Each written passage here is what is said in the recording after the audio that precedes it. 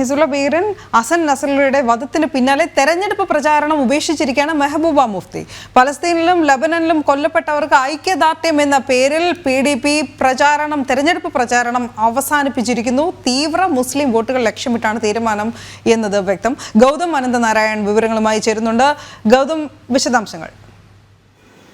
അനൂപ്, ജമ്മു കശ്മീരിൽ ഇന്നിപ്പോൾ പരസ്യപ്രചരണം വൈകുന്നേരത്തോടു കൂടി അവസാനിക്കുകയാണ്. 3 ഘട്ടമായി ജമ്മു കശ്മീരിൽ നടക്കുന്ന തെരഞ്ഞെടുപ്പിന്റെ അവസാന ഘട്ടം നടക്കാൻ പോകുന്നത് മറ്റന്നാൾ ഒക്ടോബർ 1-ാം തീയതിയാണ്. അതിനാൽ ഇന്ന് വൈകുന്നേരത്തോടു കൂടി ഏതാണ്ട് 2 മാസക്കാലമായി നടന്നു വന്ന തെരഞ്ഞെടുപ്പിന്റെ പരസ്യപ്രചരണം അവസാനിക്കും. എന്നാൽ ജമ്മു കശ്മീരിലെ പ്രധാനപ്പെട്ട രാഷ്ട്രീയ കക്ഷിയായ PDPയുടെ അധ്യക്ഷയും മുൻ മുഖ്യമന്ത്രിയുമായ മെഹബൂബ മുഫ്തി ഇന്നിപ്പോൾ തന്റെ പരസ്യമായിട്ടുള്ള തെരഞ്ഞെടുപ്പ് പ്രചരണം, അതായത് റാലികളും മറ്റും ഉപേക്ഷിക്കുന്നു എന്നാണ് എക്സിലൂടെ പ്രതികരിച്ചത്. ഇതിന്റെ കാരണമാണ് ഏറ്റവും ശ്രദ്ധേയമാകുന്നത്. കഴിഞ്ഞ ദിവസം നമുക്കറിയാം, ഇസ്രായേലിന്റെ ബോംബാക്രമണത്തിലാണ് കൊടും ഭീകരനും അതോടൊപ്പം തന്നെ ഇസ്ലാമിക ഭീകര സംഘടനയായ ഹിസ്ബുള്ളയുടെ തലവനുമായിട്ടുള്ള ഹസൻ നസറുള്ള കൊല്ലപ്പെട്ടത്. ഈ കൊലപാതകത്തിൽ പ്രതിഷേധിച്ചുകൊണ്ടാണ് താൻ ഇന്ന് പരസ്യ പ്രചരണം ഉപേക്ഷിക്കുന്നത് എന്നാണ് മെഹബൂബ മുഫ്തി വ്യക്തമാക്കിയിരിക്കുന്നത്. നമുക്കറിയാം, ആദ്യ 2 ഘട്ട തെരഞ്ഞെടുപ്പുകളിൽ PDPക്ക് ഒരു കാര്യമായ മുന്നേറ്റം നടത്താൻ കഴിഞ്ഞിട്ടില്ല